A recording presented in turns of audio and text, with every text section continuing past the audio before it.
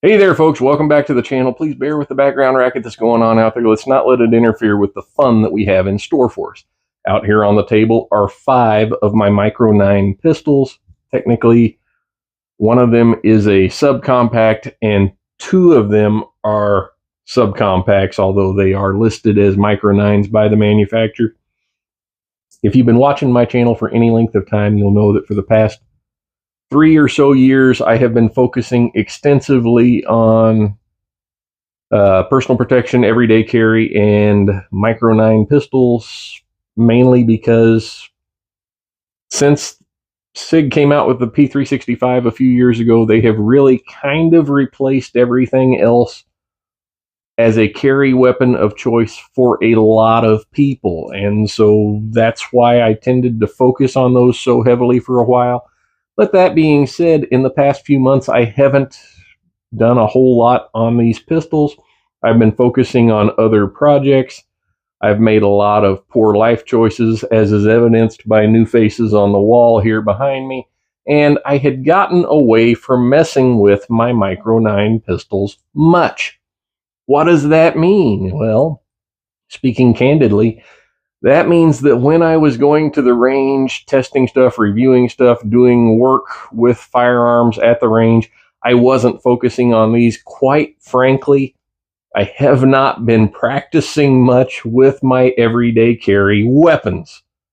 That was a long-winded explanation as to why I decided to do this video here today.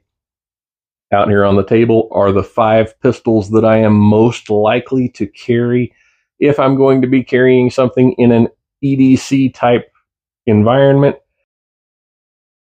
Right here in the middle, lifted up on the shotgun shell so you can see it, is my SIG P365, which is my everyday carry pistol of choice. Normally, this is the one I carry quite frequently, but I haven't practiced with it a lot lately. Yes, I have become one of you guys. Well, I know some of you practice all the time, but there are quite a few of you that just don't make it out there quite as often as you should, and I'm among those ranks.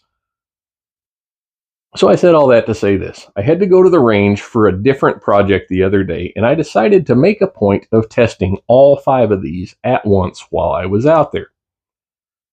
So I rigged up a target, you'll see that over here on the side, and I'm going to give you the play-by-play of what happened when I took these pistols out there. Now, there are a couple of caveats to the way I took them. For starters, with the exception of the SIG P365, which I had loaded with carry ammo, the rest of them were just random full metal jackets. I had a few boxes of shells laying around, and I just loaded up mags to empty old boxes. There was no particular rhyme or reason to the way that I did it, and as a result, some of them were full mags, some of them were almost full mags. I think probably there was at least 9 rounds fired for each one, probably up to 11 or 12 for a couple of them. But just know that I loaded up the mags with what I had laying around. I took it out to the range, and I shot them at 7 yards. Yes, that's right, at grocery store, bank, or gas pump defensive ranges. If somebody comes to try to relieve you of your purse or your automobile, it's going to be relatively close, so that was what we were shooting at out at the range. We started out with my SIG P365, which I'll point out here. As far as that, all of these are safe and empty weapons, no 9mm ammunition or anything else that will fit inside of these out here on our tabletop, so we're going to leave it that way for this portion of the content. The P365 is the one I carry most often, so it's the first one that I shot that day. I took it out to the range, I punched out at a 7-yard target, and this is what happened.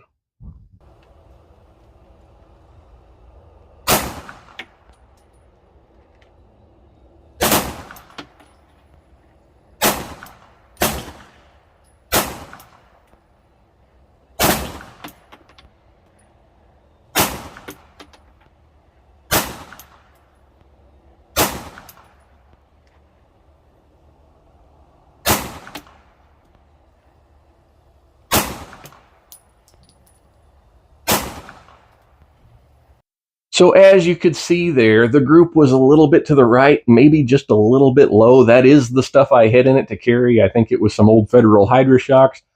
But the group was okay for a tiny little pistol at 7 yards that I have not fired in a long time. So moving on from there, let's see, I jumped over to the other top target, which was my second favorite, my normal go-to EDC pistol, my Taurus GX4. Now, you'll have to forgive the guy that does my camera editing. He forgot to start the big camera when we went out with this one.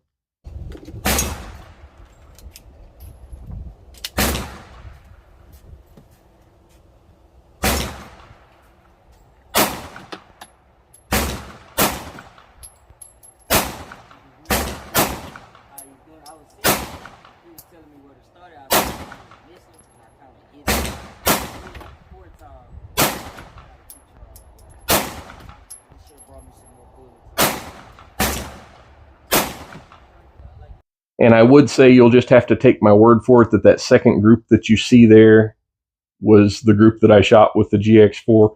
It was a pretty good group. The holes look bigger because the paper on the backside was black in that area, and it kind of tore them up because of the type of ammo that I was using. But they're still 9mm holes. But I did actually take it and shoot it again, and we'll get to that at the bottom. If you'll notice, there's 6 targets there. The bottom right one was the GX4, and I did get all of that on camera for you so you could see it. Moving on to our Glock 26. This is the old school baby Glock. Up until a few years ago, this was pretty much what people thought of with a small 9mm. This one is not a Micro 9. It is listed as a subcompact, and it really is substantially larger than the other two that we had talked about there a minute ago. But it also feels like a bigger gun in your hand, and to me, it's a little bit easier to shoot. That said, my groups with this one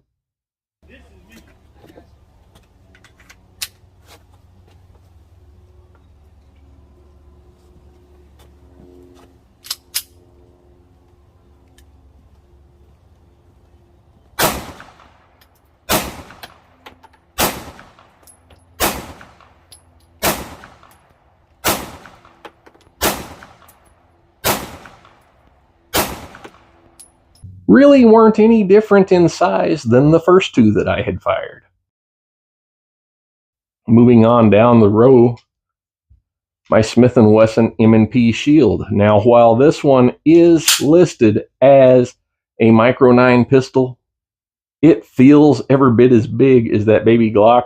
It actually has a longer grip, and out on the range shooting it, it just kind of feels like a little bit bigger gun. And I kind of halfway suspected that even though I don't have the trigger time with this one, that the groups were going to be a little better than the others.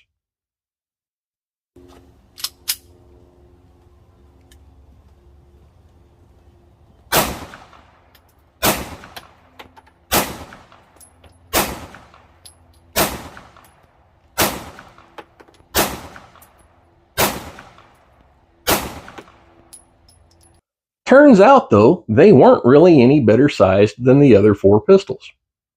So that brings us down to this one, our Canic Mete MC9, otherwise known as the cheater amongst the group, simply because this one is not only sporting a red dot optic, that optic was on, and that optic was zeroed for this pistol at 7 yards with the ammunition that I was shooting in it, because I had loaded up the mags last time I had them out, so the magazine in this pistol was still loaded with the stuff that I had zeroed the pistol with. I would call that an unfair advantage. Combining that with the overall slightly larger and easier to grasp size of the Canic Mete MC9,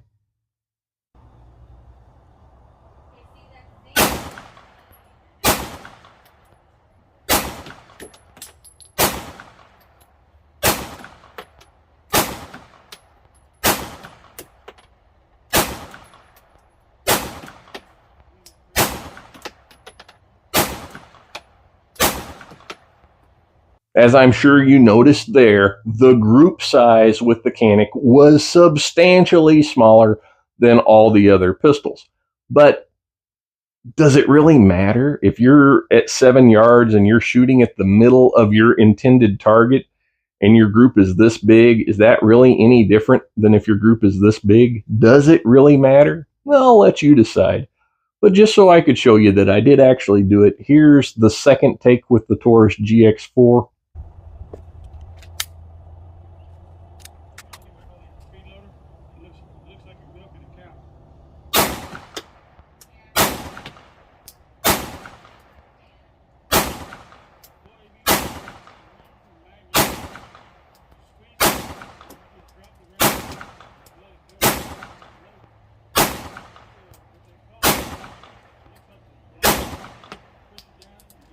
And you'll notice there, if you compare it to the group on the top right, pretty much the same size, and I think that was the same ammunition, so there you have it.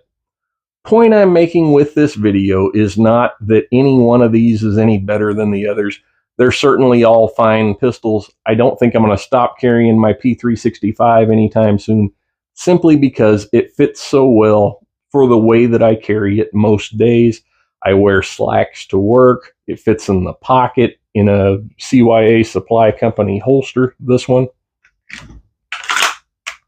Very positive there. If I'm in a different environment and I want to take it out and clip it to my belt, it becomes an inside the waistband. You could wear it AIWB if you wanted to. It's a nice, solid package, and even though I haven't practiced with it in a long time, as you could see in the video there, my proficiency with it was every bit as good as it was with any of the others in the group.